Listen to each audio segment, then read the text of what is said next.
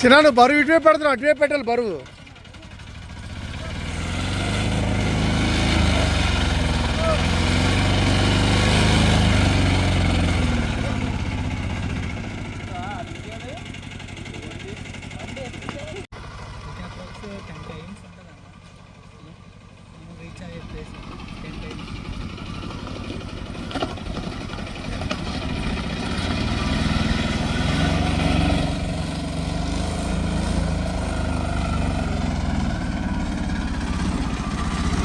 విషయం వెళ్ళి అన్ని ఊర్లకు చెప్పమన్నాడు. అందుకే అన్ని ఊర్లో ప్రపంచం అంతా తిరిగి మనుషులకు చెప్తారన్నమాట. ఎందుకంటే మనుషులకు తెలియక పూర్వం నేర్పించారు.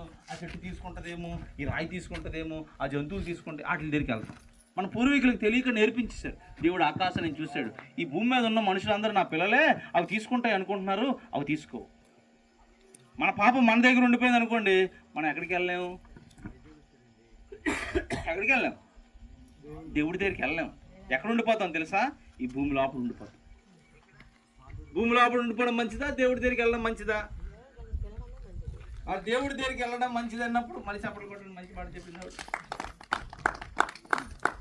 అంటే ఇప్పుడు దేవుడి దగ్గరికి వెళ్ళాలి అంటే చూడండి, ఇగో ఇప్పుడు మీ ఇల్లు ఉంది కదా, నా కాళ్ళకి పేడ అంటికిపోయింది, మీ ఇంట్లోకి నన్ను రానిస్తారా? రానివ్వరు కదా. ఏమంటారు? కాళ్ళు కడుక్కొని రాండి. ఇప్పుడు అది ఆకాశంలో ఉన్నది దేవుడి ఇల్లు. ఆ ఇంటికి మనం వెళ్ళాలంటే ఈ పాప అనే పేడను ఏం చేయాలి? కడగాలి. ఏం చేయాలి? కడగాలి. మరి సామాన్లు దేంతో కడుగుతారు? నీళ్ళతో. నీళ్ళు సబ్బు కదా. మరి తలని దేంతో కడుగుతారు?